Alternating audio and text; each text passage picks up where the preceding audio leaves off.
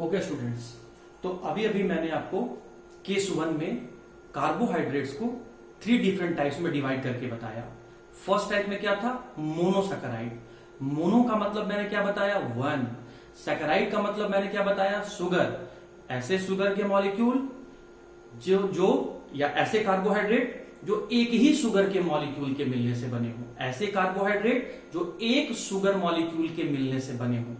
या फिर इसका दूसरा डेफिनेशन हम ये कह सकते हैं कि सबसे छोटा कार्बोहाइड्रेट जिसे वाटर से रिएक्ट करवा के और छोटे शुगर मॉलिक्यूल में डिसोसिएट नहीं किया जा सके। दूसरा डेफिनेशन जो अब मैं बोल रहा हूं स्टूडेंट, उस पर ध्यान दीजिए। ये दोनों डेफिनेशन बुक में लिखा हुआ रहता है। सबसे पहला डेफिनेशन मैंने बोला मोनो को लिए 1 बोला, सैकेराइड के लिए मैंने शुगर बोला, और दोनों को कंबाइन करके मैंने बोला कि जब कोई भी कार्बोहाइड्रेट एक शुगर मॉलिक्यूल के मिलने से बना तो उसे मोनोसैकेराइड कह दिया गया। फिर मैं दूसरा डेफिनेशन आपको बोल रहा हूं कि वैसे कार्बोहाइड्रेट या वो सबसे छोटा कार्बोहाइड्रेट जिसे वाटर से रिएक्ट करवा के और छोटे शुगर मॉलिक्यूल में डिसोसिएट नहीं कर सकते हैं। मतलब the simplest and the smallest carbohydrate which can not be hydrolysed further into simpler carbohydrate. मतलब और छोटे कार्बोहाइड्रेट में उसे नहीं बदला जा सकता है हाइड्रोलाइसिस करवा के, वाटर से रिएक्ट करवा के। तो ये डेफिनेशन आपको समझ में आ गया स्टूडेंट मोनोसैकेराइड का। अब मैं मोनोसैकेराइड का इंपॉर्टेंट पॉइंट बताने जा रहा हूं, उसे सुनो। देखिए, अगर आप मोनोसैकेराइड का प्रॉपर्टीज अपने कॉपी में नोट करना चाहते हैं कि मोनोसैकेराइड का क्या प्रॉपर्टीज है, तो वो प्रॉपर्टीज पहले सुन लीजिए। मोनोसैकेराइड में जितने भी शुगर मॉलिक्यूल होते हैं उनके एक डेफिनिट शेप होते हैं, इसीलिए हम लोग कहते हैं कि monosaccharide are crystalline in shape. Monosaccharide are crystalline in shape. Crystalline का मतलब होता है डेफिनिट शेप।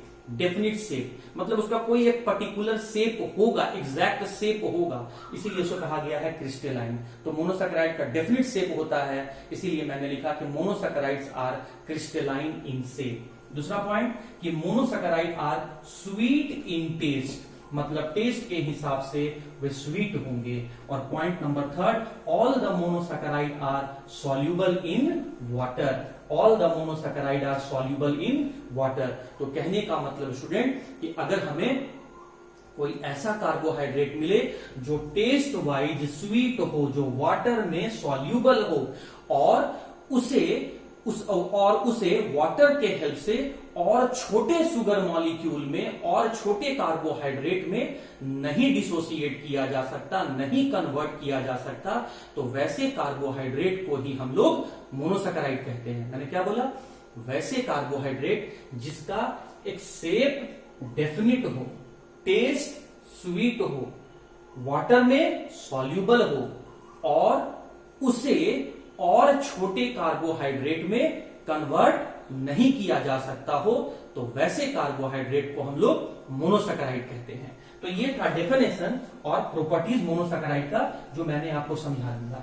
अब आते हैं स्टूडेंट कि मोनोसैकेराइड को भी डिवाइड किया गया है, क्लासिफाई किया गया है। तो मोनोसैकेराइड को क्लासिफाई या फिर डिवाइड किस बेसिस पर किया गया है? तो on basis of functional group, on basis of functional group and number of carbon. मतलब कार्बन के नंबर और उसमें प्रेजेंट फंक्शनल ग्रुप के बेसिस पर मोनोसैकेराइड को 2 पार्ट में डिवाइड किया गया है। फंक्शनल ग्रुप के बेसिस पर मोनोसैकेराइड को 2 पार्ट में डिवाइड किया गया है। वो 2 पार्ट कौन से स्टूडेंट? सुनिए।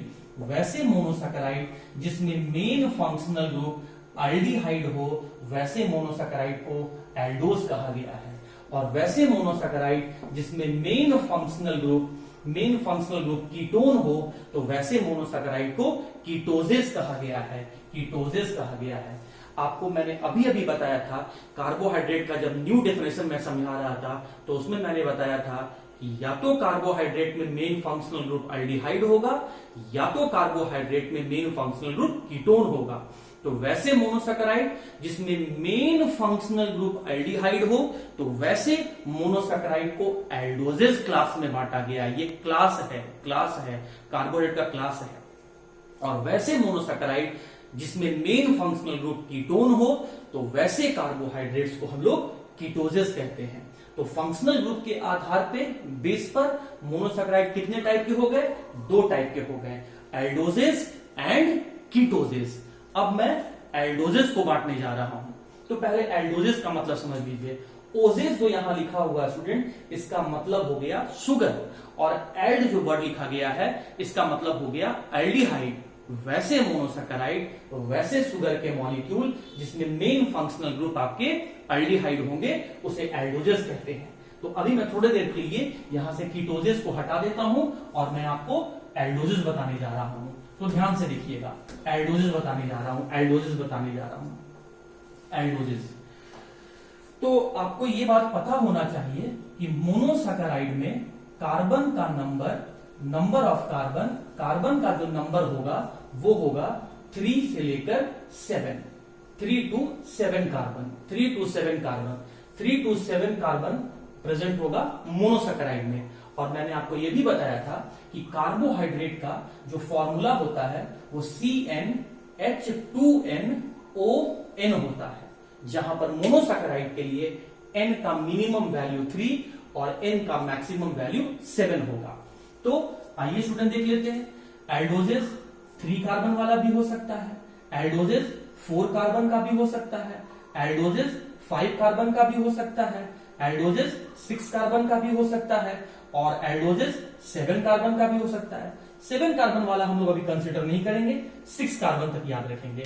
ये क्या है? ये क्लास है, एल्डोजेस का क्लास है। मतलब वैसे मोनोसैकेराइड जिसमें मेन फंक्शनल ग्रुप एल्डिहाइड हो और 3 कार्बन कंटेन कर रहे हो, वैसे शुगर मॉलिक्यूल या वैसे कार्बोहाइड्रेट जिसमें मेन फंक्शनल ग्रुप एल्डिहाइड हो और टोटल कार्बन का नंबर 4 है, वैसे शुगर मॉलिक्यूल, वैसे कार्बोहाइड्रेट जिसमें मेन फंक्शनल ग्रुप एल्डिहाइड हो लेकिन कार्बन का नंबर टोटल 5 हो, वैसे शुगर के मॉलिक्यूल जिसमें मेन फंक्शनल ग्रुप एल्डिहाइड हो और टोटल कार्बन 6 हो।